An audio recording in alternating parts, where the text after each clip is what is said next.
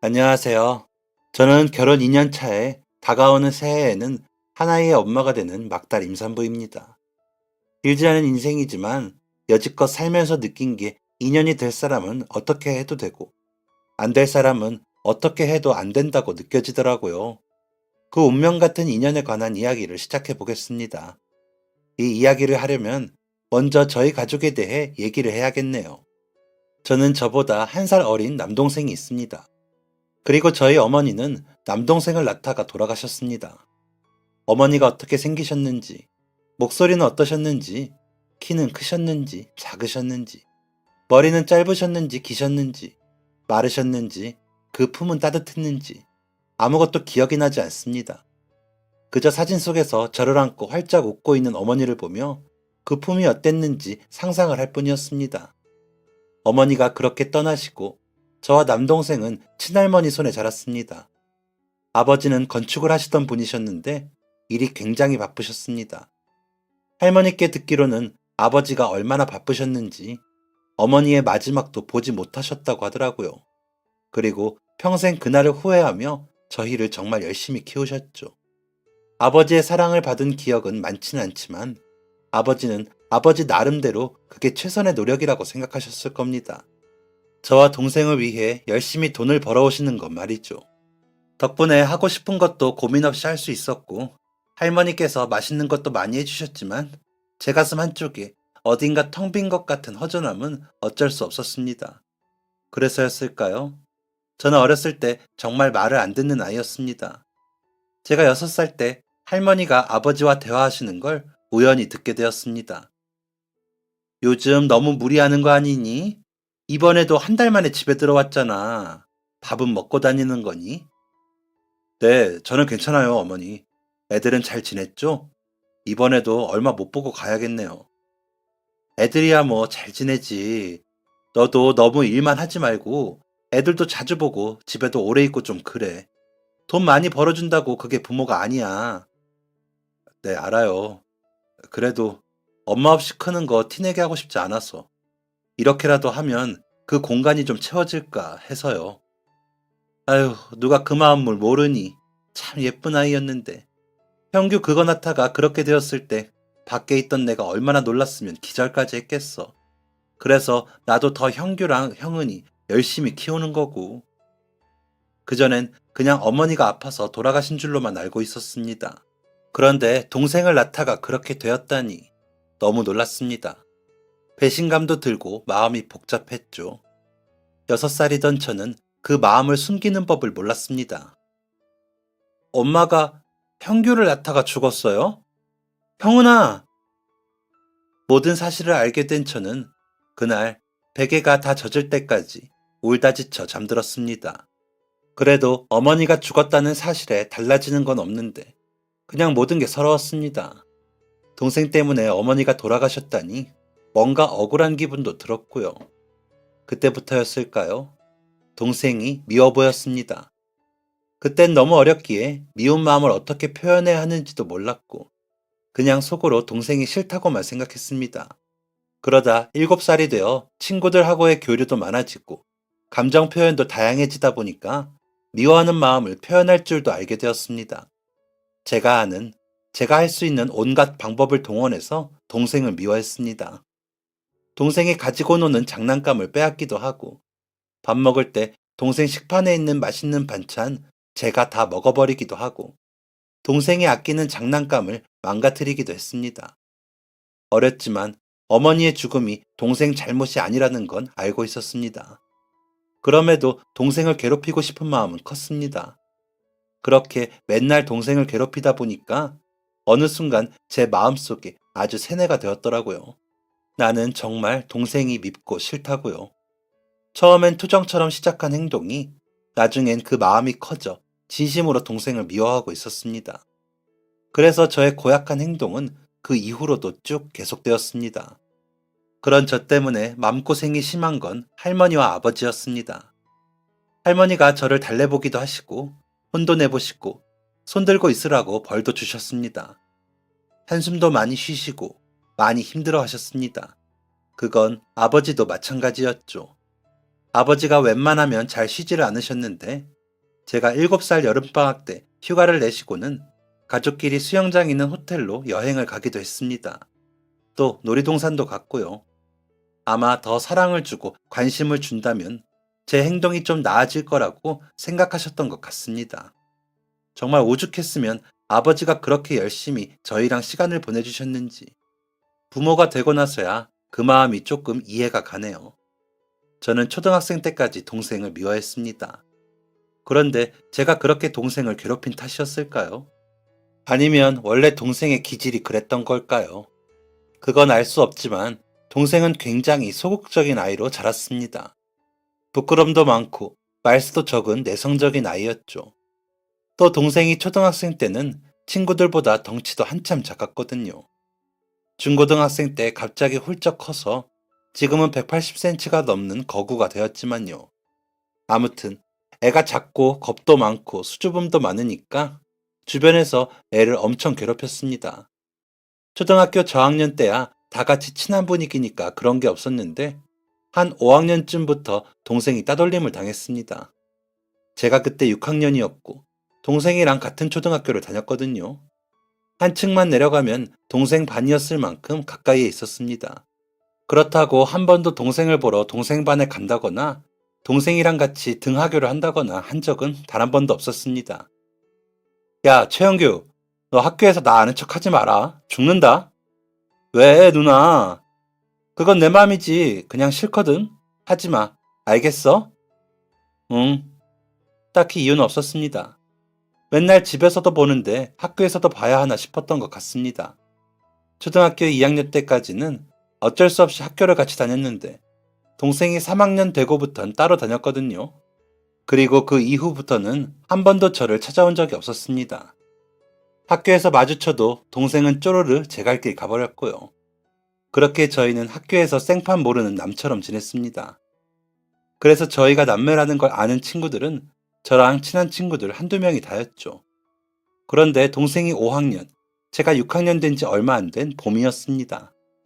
점심시간에 밥 먹고 친구들하고 교실에서 놀고 있었습니다.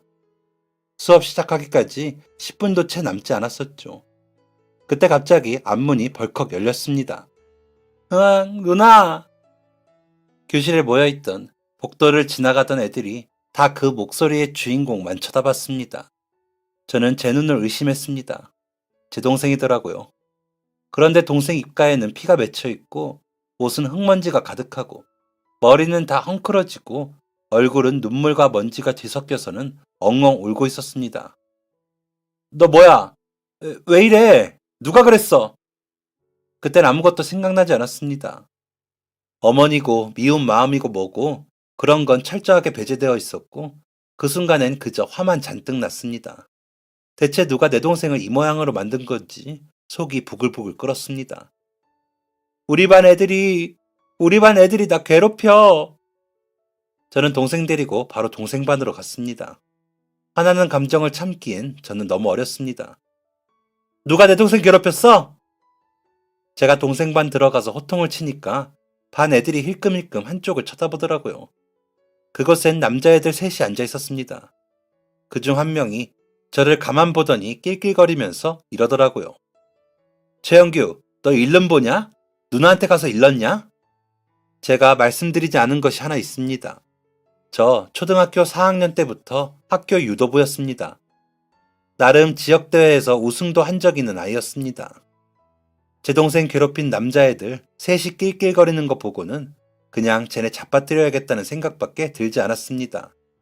저는 으아 하고 소리 지르며 달려갔고 눈 깜짝할 새에 남자애들 셋을 순서대로 단숨에 들어 잡아뜨렸습니다. 야, 니네 다시 한 번 더 내 동생 괴롭히면 죽는다. 순식간에 일어난 일에 반 애들, 구경 온 애들, 그리고 동생까지 입을 떡 벌렸습니다. 그때 딩동댕하고 종이 쳤고 선생님이 곧장 들어오셨고 저와 동생, 남자애들 셋까지 교무실로 가게 되었습니다. 동생이 먼저 선생님들하고 상담을 했습니다. 저는 동생 옆을 꼭 지키고 있었고요. 동생은 그동안 괴롭힘 당한 내용들을 선생님들한테 말씀드렸습니다. 그 녀석들 아주 고약하더라고요. 실수인 척 발 걸어서 넘어뜨린 게 여러 번이고, 동생 사물함에 쓰레기 가득 채워놓고 사실도 아닌 말 지어내면서 모욕감을 주었더라고요. 동생은 용기가 없으니 한번 대들지를 않았답니다. 그러다가 저를 찾아온 그날은 그 남자애들이 동생한테 이렇게 말했다더라고요. 최영규, 너 엄마 없다며? 할머니랑 산다며? 에휴, 엄마도 없냐? 동생이 그건 정말 도를 넘은 것 같아 용기를 내서 소리를 높였답니다. 야, 너 말 함부로 하지 마. 그러니 이 남자애들이 어쭈 하면서 동생 머리를 한 대 때렸고, 동생이 반격하려고 덤볐다가 남자애들 셋이 모여 동생을 그 모양 그 꼴로 만들었다는 겁니다. 사실 교무실 끌려가면서 동생들 잡아뜨렸다고 혼나는 거 아닌가. 괜히 그랬나 살짝 후회했는데 동생이 당한 일 들으니까 전혀 후회가 안 되더라고요. 오히려 더 혼내줄 걸 하는 생각이 들었습니다. 학교 시간이 조금 지나고서 할머니가 오셨고 곧 그 남자애들의 부모님도 오셨습니다. 할머니는 굉장히 화가 나셨습니다. 그렇게 화내시는 모습은 처음 봤습니다. 남자애들 부모님은 죄송하다고 사과했고 그 남자애들이 동생한테 미안하다고 했습니다. 그리고 걔네들은 벌로 교내 봉사를 하게 되었죠. 저는 체육 선생님한테만 조금 꾸중을 듣긴 했지만 벌은 받지 않았습니다. 집에 가는 길에 동생이 닭똥 같은 눈물을 뚝뚝 흘리더라고요. 야, 울지 마. 그리고 너는 바보냐? 그걸 왜 당하고만 있어? 나는 누나처럼 힘이 세지 않으니까. 그럼 나한테 걔네 혼내달라고 왜 말 안 했어? 누나가 학교에서 아는 척 하지 말라고 해서. 넌 진짜 바보다, 바보. 그날 이후 저는 동생이랑 등하교를 같이 했습니다. 그리고 체육 선생님한테 가서 제 동생 유도 알려달라고 했죠. 동생은 유도하는 게 아플 것 같아서 무섭다고 했지만 곧잘 하더라고요. 그러다 저랑 같이 대회도 나갔습니다. 그렇게 동생 하나 둘 챙기면서 좀 친해졌습니다. 미안한 감정이 그때부터 들더라고요. 제가 맨날 괴롭히니까 다른 친구들도 얘를 괴롭히는 거 아닐까 하는 걱정도 되고 내가 얼마나 무서웠으면 괴롭힘을 당하면서도 말을 안 했을까 싶고 또 그 괴롭힘이 얼마나 힘들었으면 울면서 찾아왔나 싶기도 했고요. 그리고 무엇보다도 동생이 엄마 얘기를 하고 못 참았다는 게 속상했습니다. 저는 태어나서 1년 좀 넘게 어머니의 손길을 받았다지만 동생은 단 한 번도 그런 적이 없잖아요. 그런데도 거기서 발끈을 했다는 게 좀 마음이 안 좋더라고요. 그래서 더 동생한테 잘해줘야겠다는 생각이 들었고 동생은 그때부터 제 아픈 손가락이 되었습니다. 동생은 참 손이 많이 가는 아이였습니다. 제가 중학생 되면 동생이 따라서 중학생이 되고 그럼 또 제가 중학교도 안내해주고 선배로서 중학생 생활도 알려주고 그러다 고등학생 되면 동생이 또 1년 뒤에 따라오니 동생한테 너 참 누나 잘 뒀다 한 적이 여러 번이죠. 초중고를 내내 동생이랑 꼭 붙어 다니니 고등학생 되어서는 어느새 우애 좋은 남매가 되어 있었습니다. 그 옛날 그렇게 괴롭혔던 누나가 맞는지 고등학생 시절 저는 동생을 끔찍하게도 아꼈습니다. 최영규, 너도 오늘부터 시험 시작이지? 너 또 저번처럼 친구들한테 노트 빌려주고 잃어버리지 말고 네 거 잘 챙겨라. 아니, 그냥 아예 빌려주지를 마. 어떻게 그래 누나, 빌려달라고 하는데. 야, 뭐하러 빌려주냐고 그걸. 그냥 니들이 알아서 하라고 해. 꼭 공부 못하는 것들이 시험 당일날 노트 빌려가고 그러지. 누나도 공부 못하잖아. 너 죽을래? 공부는 하나도 못하고 할 줄 아는 거는 힘쓰는 것밖에 없던 저와는 다르게 동생은 공부를 참 잘했습니다. 제가 데리고 다니면서 운동 가르치고 그 사이 덩치도 많이 자란 덕에 자신감은 올라갔지만 내성적인 성격은 고쳐지는 게 아니더라고요. 여전히 친구들이 조금 만만하게 보기도 하고 많이 편하게 생각하더라고요. 제 눈엔 그 모습이 너무 답답했지만 자기는 괜찮다고 하니 뭐 그런가 보다 하고 그냥 냅뒀습니다. 혹여나 무슨 일 생기면 제가 지켜주면 되고 억울한 일 당하면 대신 싸워주면 되는 거였으니까요. 제가 체구는 작고 말랐지만 어릴 때부터 힘 하나는 정말 좋았습니다.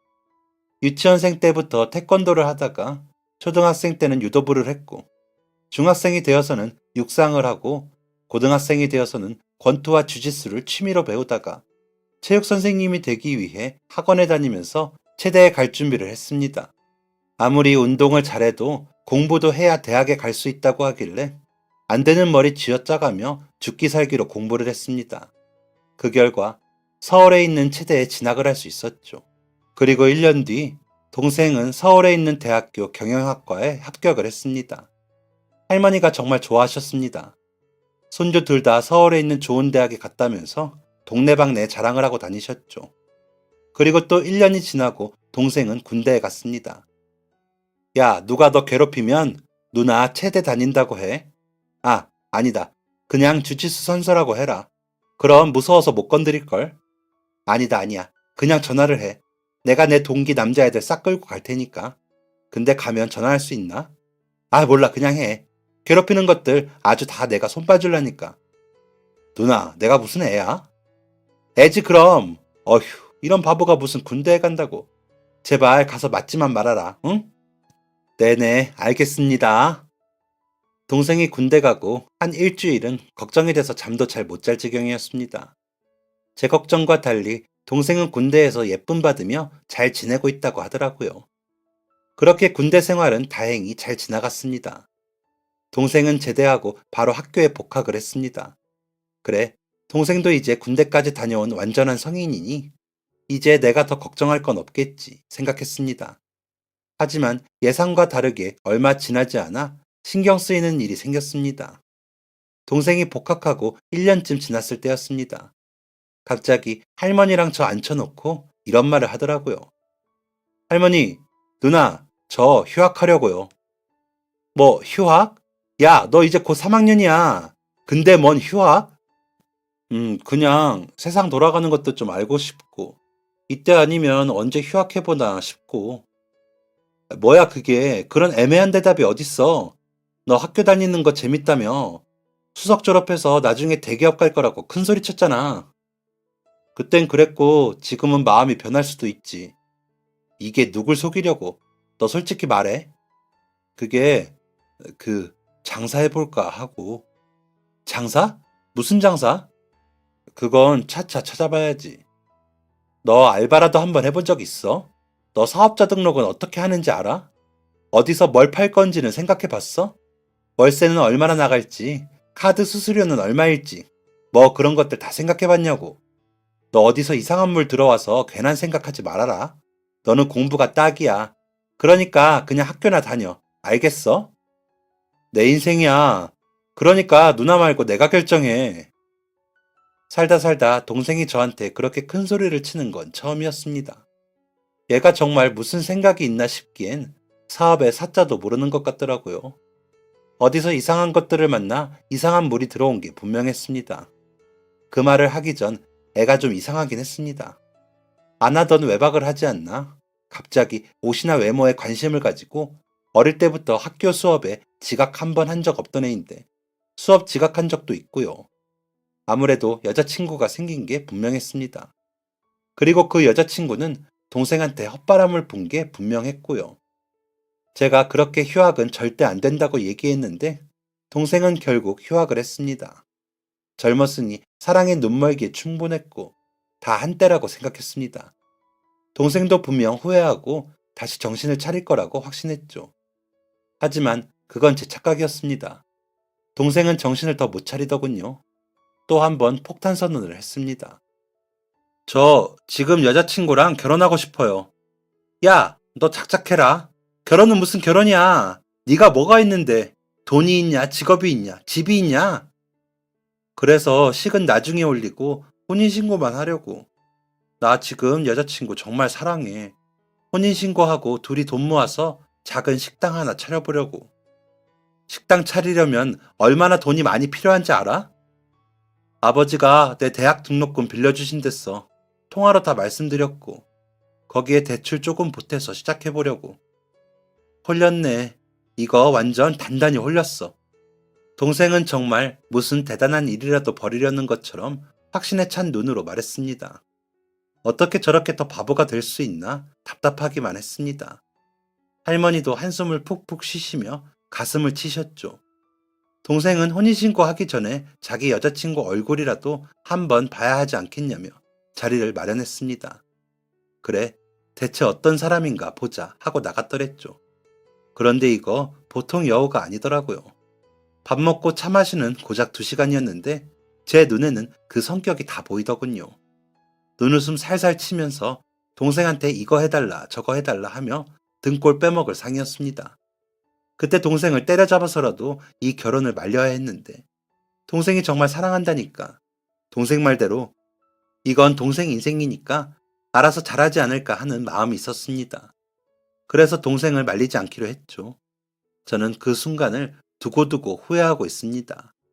얼마 뒤 동생은 혼인신고를 했고 방 하나짜리 오피스텔을 얻어 살림을 차렸습니다. 그리고 상권도 별로인 곳에 작은 식당을 열었죠. 일본식 돈가스가 유행을 할 거라며 일본에 몇 번 오가더니 돈가스와 덮밥 등을 파는 식당을 열었습니다. 별 탈 없이 오픈하고 운영까지 하는 것 같더라고요. 이때까지만 해도 동생이 정말 잘 살고 있는 줄 알았습니다. 앞으로도 잘 살 줄 알았고요. 그 내막을 알기 전까지는 말이죠. 그맘때 제가 첫 학교를 배정받고 체육교사로 일을 하느라 정신이 없었습니다. 그래서 더 동생한테 신경을 못 썼던 거죠. 그런데 어느 날 동생이 할머니와 저를 찾아왔습니다. 지 여자친구랑 살림 차리고 가게 열고 집에 통 안 오던 애였습니다. 아들놈 키워봐야 소용없다는 게 이럴 때 쓰는 말인가 생각했죠. 할머니는 입버릇처럼 말씀하셨습니다. 무소식이 희소식이다. 알아서 잘 살고 있겠지. 그랬기에 갑작스러운 동생의 방문은 저와 할머니를 놀라게 할 수밖에 없었습니다. 오랜만에 본 동생의 꼴은 말이 아니었습니다. 푸석푸석한 얼굴엔 생기가 하나도 없었고 반짝이던 눈빛도 빛을 잃어 다 죽어있고 옷차림도 단정하지 않았습니다. 그리고 동생은 곧 갈라진 목소리로 말했습니다. 할머니, 누나, 어떡해요? 여자친구가 도망갔다는 겁니다. 그것도 동생 이름으로 큰 빚을 지고 집에 있는 가게에 있는 돈을 몽땅 털어 단돈 1원도 남기지 않고 도망갔답니다. 이게 지금 말이 되는 건지, 이게 진짜 말이 되는 건지 동생은 손을 덜덜 떨었습니다. 같이 살게 되고 집은 여기였자, 가게는 여기여더라, 은행엔 이날 가자, 여기 사인해라, 다 혼자 결정하더라고. 나는 잘 모르니까 그 사람이 잘 알아봤겠거니 하고 시키는 대로 했거든. 그런데 집안일도 안 하고 가게 일도 안 돕고 돈은 어디서 나는 건지 자꾸 명품 같은 걸 사는 거야. 이상하잖아. 그런데 나를 사랑한다니까 그냥 나는 속은 거야 여기에. 그런데 어제 일 끝나고 집에 가니까 흔적도 없이 사라졌어. 아무것도 없어 아무것도. 내가 어떻게든 찾아보려고 오늘 경찰서 가서 별짓을 다 하는데 결혼은 한 게 맞냐고 하더라. 그래서 동사무소 가서 등본 떼어봤는데 없어. 그 사람이 없어. 내 집에 사는 사람이 나 혼자야. 구청 가서 확인했는데 내가 결혼한 적이 없대. 혼인신고를 안 했대. 그리고 결혼 생활 하는 동안 내 이름으로 진 빚이 엄청 많더라. 누나, 나 정말 홀린 걸까? 멍한 검은 눈동자의 동생을 대신해서 제가 펑펑 울면서 동생을 마구 때렸습니다. 이 등신, 이 멍청이 하면서 죄 없는 동생에게 그랬습니다. 사실 그 말은 제게 하는 말이었습니다. 그때 말릴걸.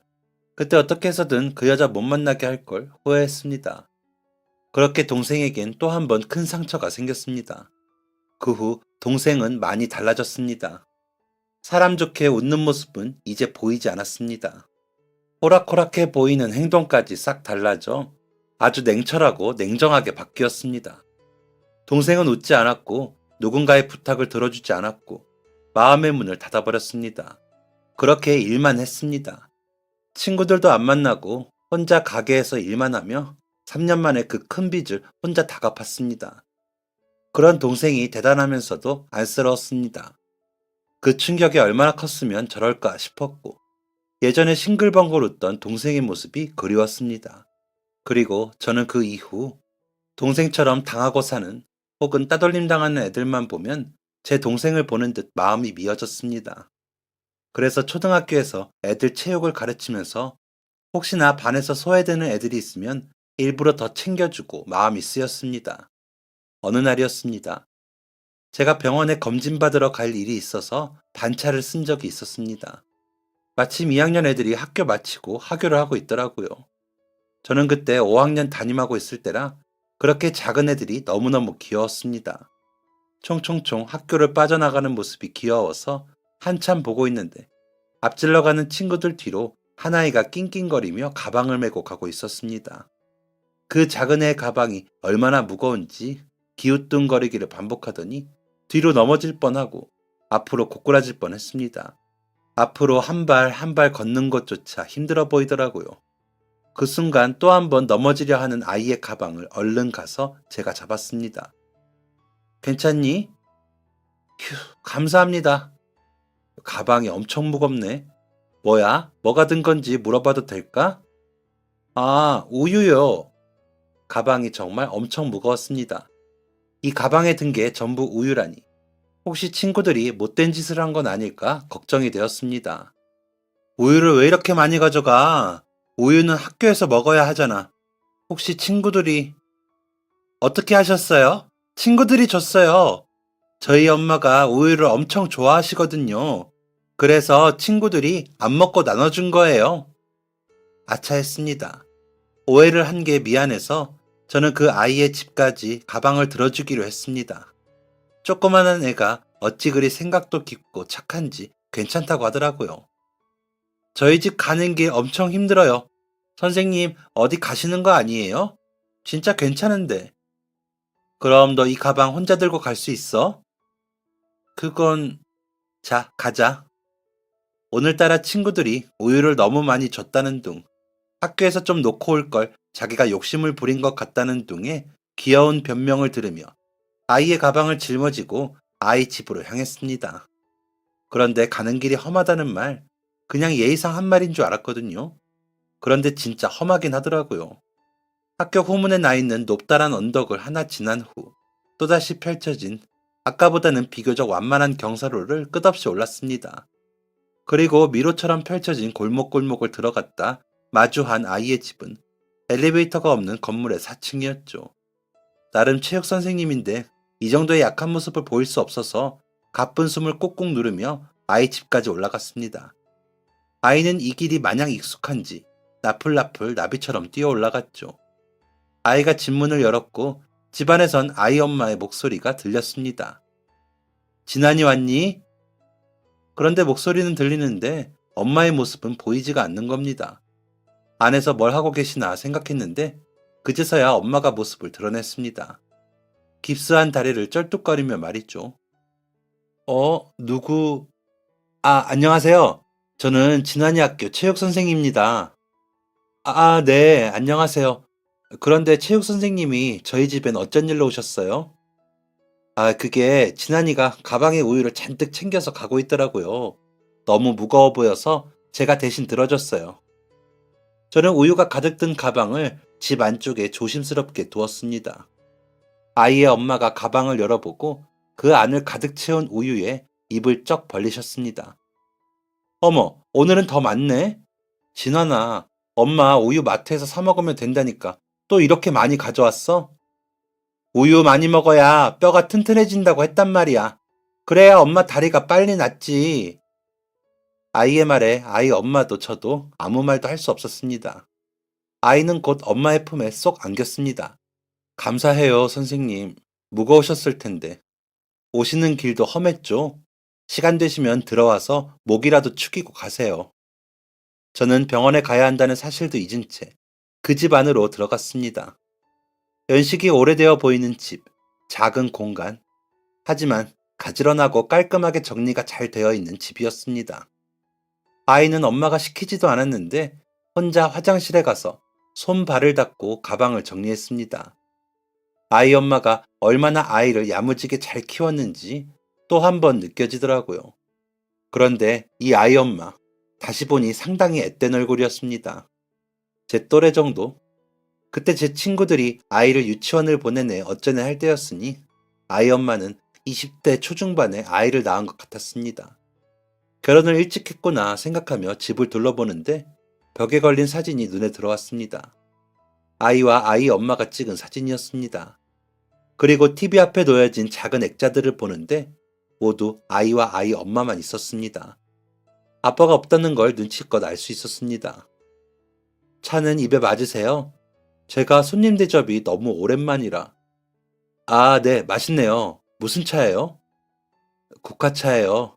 한절기에 좋다고 옛날에 어머니가 자주 해주셨어요. 우와, 처음 먹어보는데 신기하네요. 정말 맛이 좋아요. 그런데 다리는 다치신 거예요? 아, 네. 일하다가 발목 골절이라고 하더라고요. 그렇구나. 답답하시겠어요. 네, 일도 못하고 병원비만 나가니 답답하죠. 제대로 씻지도 못하고요. 아이의 엄마가 슬픈 눈으로 얘기했다가 멋쩍은 듯 호호 웃었습니다. 덩달아 멋쩍어진 저는 국화차를 들이키다가 병원에 가야 한다는 게 갑자기 생각나더라고요. 급하게 인사드리고 후다닥 집을 나섰습니다. 그리고 병원까지 달리고 또 달렸죠. 그런데 계속 신경이 쓰이더라고요. 혼자 아이 키우기도 벅찰 텐데 다리까지 다쳐 일도 못하니 얼마나 답답하겠어요. 그리고 그 착한 아이가 제 동생과 겹쳐 보여 더욱 마음이 갔습니다. 저는 아이의 학교 선생님이라는 신분을 약간 빌려 그리고 국화차도 얻어먹었기에 답례를 하러 다시 한번 그 집에 찾아갔습니다. 퇴근하고 거기까지 가니 벌써 저녁 시간이더라고요. 들어갈까 말까 몇 번을 고민하다가 사온 영양제라도 전해드리자 싶어서 문을 두드렸습니다. 누구세요? 어머, 선생님! 집에서 맛있는 밥 냄새가 폴폴 나고 있었고 아이가 밥상으로 수저를 옮기고 있었습니다. 문을 연 아이의 엄마가 저를 보고 깜짝 놀랐죠. 아, 지난번에 대접받은 게 감사해서 이것 좀 사왔어요. 어머, 뭐 이런 걸. 그냥 영양제인데 별거 아니에요. 그럼 이만. 여기까지 오셨는데 식사라도 하고 가세요. 차린 건 없지만. 아, 어제 사둔 고기가 있는데 들어와서 잠깐만 앉아 계세요. 금방 준비할게요. 제가 괜찮다는 말을 하기도 전에 아이의 엄마는 다리를 절뚝이며 주방으로 갔습니다. 저는 아이의 손에 이끌려 어느새 밥상에 앉게 되었죠. 괜히 고생을 시키는 건 아닐까 싶어 걱정이 되었습니다. 아이랑 이런저런 얘기하며 기다리는데 아이 엄마가 큰 그릇에 불고기를 가득 담아 내오더라고요. 참 정성이 가득한 밥상이었습니다. 가운데 놓인 불고기 옆으로 시금치와 콩나물 무침이 있었고 모양이 예쁜 달걀말이도 보였고 참깨를 올린 김치볶음, 아이가 좋아해서 직접 만들었다는 맵지 않은 깻잎장아찌, 그리고 맑은 콩나물국까지 아이의 엄마가 얼마나 신경 써서 차린 저녁인지 알 수 있었습니다. 우와, 밥상에 정성이 가득해요. 감사히 잘 먹겠습니다. 일 다닐 때는 진언니한테 저녁을 이렇게 못 차려줘서 요즘은 집에 있으니까 신경 써주려고 노력하고 있어요. 아, 그렇구나. 진언니 덕분에 맛있는 밥 얻어먹네요. 저희는 밥도 먹고 차도 마시며 이런저런 대화를 나누었습니다.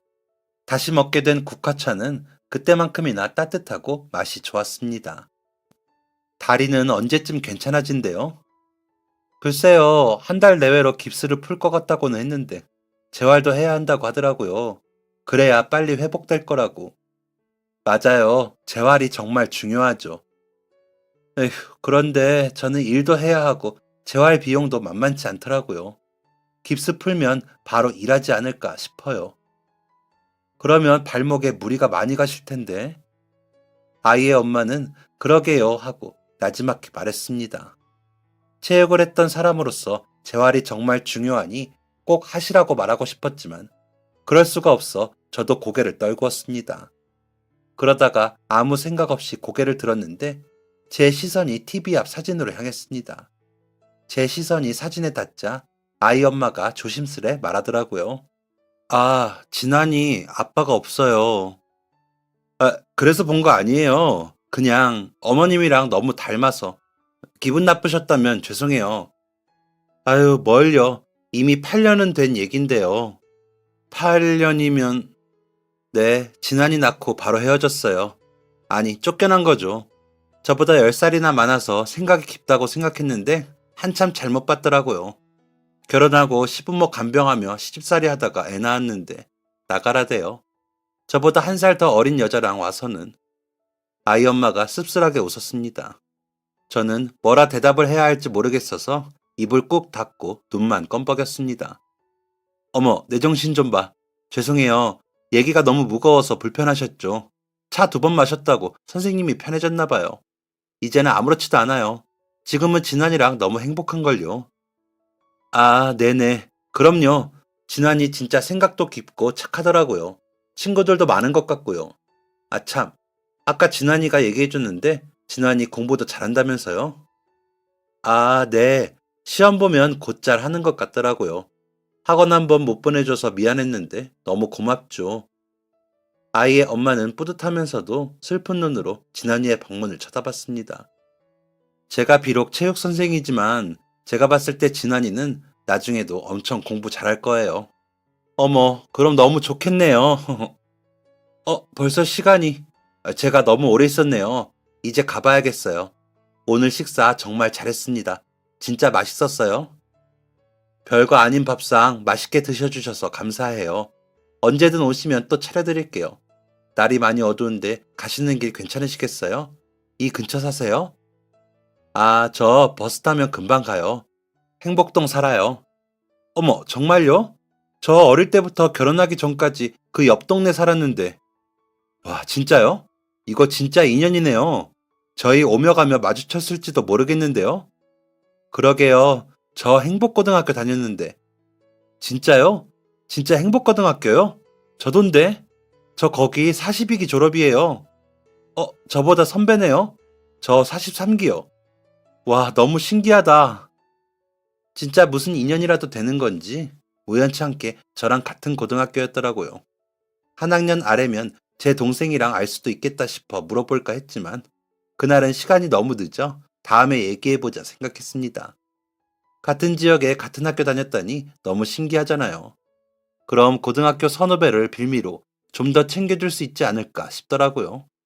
그래서 저는 며칠 뒤 또 그 집을 찾아갔습니다. 이번에도 맛있는 밥 얻어먹었는데 거실 한쪽에 상자가 가득 쌓여 있더라고요. 볼펜으로 보이는 것들이 몇백 개는 되어 보였습니다. 저건 뭐예요? 아, 집에서 가만히 있기 뭐해서 손 부업 시작했어요. 그냥 문구 포장하는 단순한 건데, 어휴, 쉽게 봤는데 일은 일이더라고요. 아, 그렇구나. 다치기 전에 무슨 일 했어요? 저 장난감 회사 다녔어요. 거기서 홍보팀이요. 맨날 PPT 만들고, 홍보 이미지 만들고, 홍보 영상 만들고, 4년 전에 입사할 때 면접 보는데 포토샵 할 줄 아냐고 해서 어떻게 생긴 줄 알아요 했다가 들어가서 포토샵 달인이 되었네요. 우와, 잘 어울린다. 그런 일 하셨구나.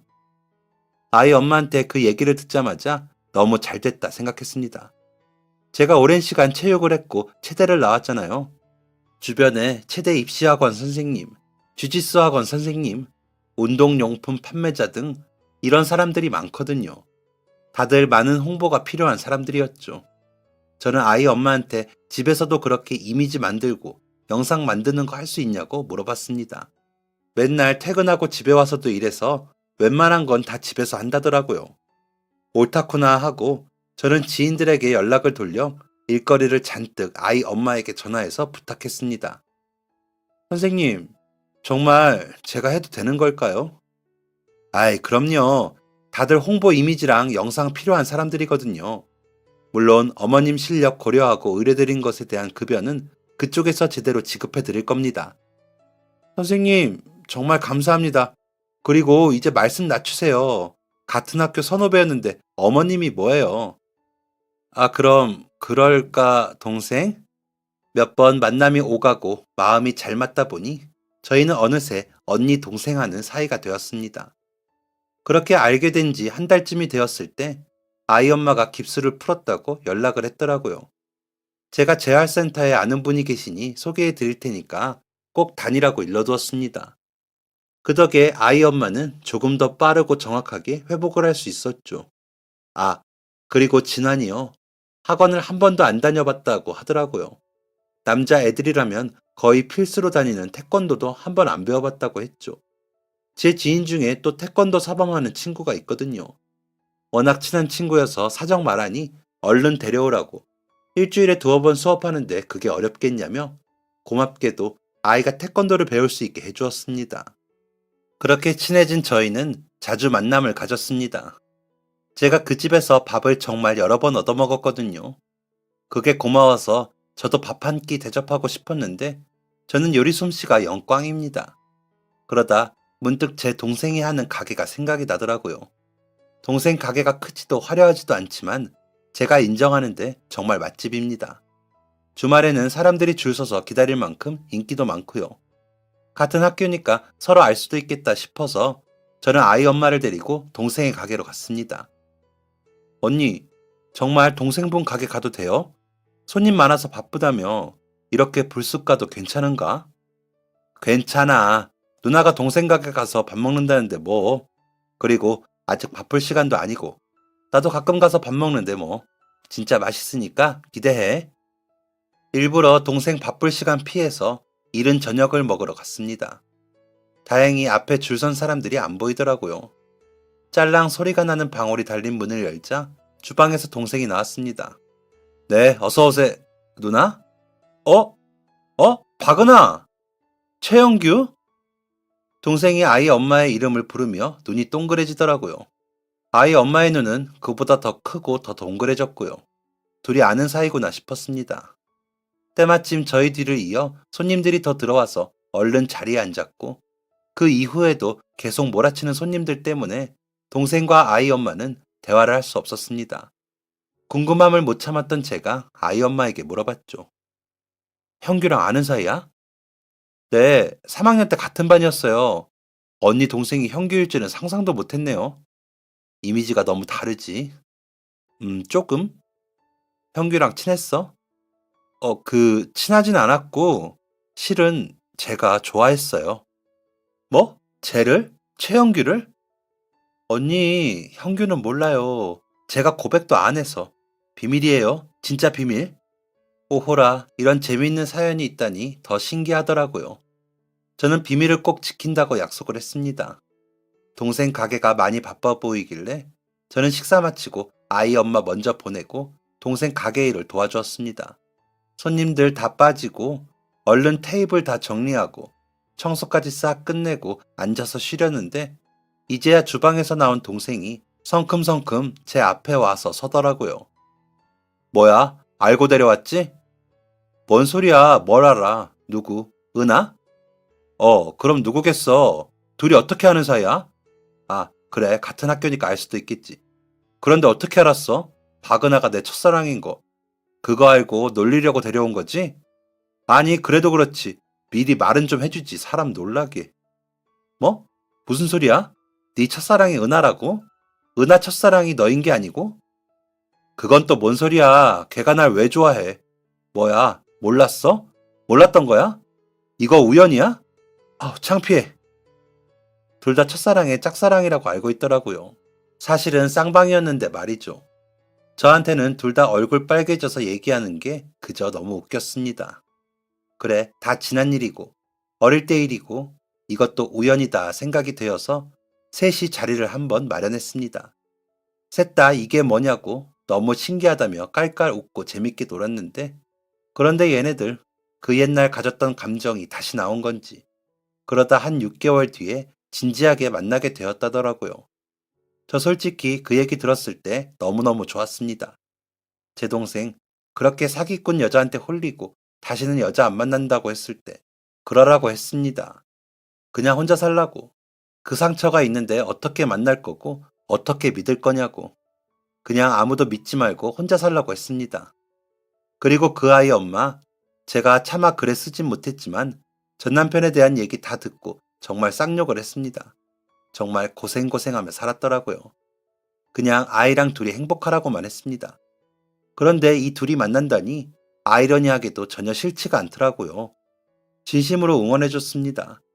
둘 다 너무 좋은 사람, 또 너무 큰 아픔을 겪은 사람들이기에 더 잘 되었으면 하는 마음이 컸죠. 그렇게 제가 응원을 한 지 어느덧 2년이 흘렀습니다. 저는 그 사이 결혼하고 임신도 해서 다가오는 새해 1월에 왕자님을 출산할 예정입니다. 그리고 또 새해에 기다려지는 좋은 소식이 하나 있는데 바로 제 동생과 진한이 엄마가 결혼을 합니다. 둘 다 첫 결혼 때 결혼식 올리지 못했다고 이번엔 꼭 식 올리고 싶다고 하더라고요. 어제 전화가 왔는데 내년 5월에 식장 잡았다고 하더라고요. 그 둘을 어떻게 축복하지 않을 수 있겠나요? 한창 감성 풍부할 막달 임산부라 식장 잡았다는 전화 받고 축하한다고 엉엉 울었습니다. 제가 너무나도 사랑하는 두 사람의 앞날에 꽃길만이 가득하기를 바라고 저도 건강하게 출산하겠습니다. 읽어주셔서 감사합니다. 지금까지 사연 들어주셔서 감사합니다. 사연이 재밌으셨다면 구독과 좋아요를 눌러주세요. 감사합니다. 안녕히 계세요.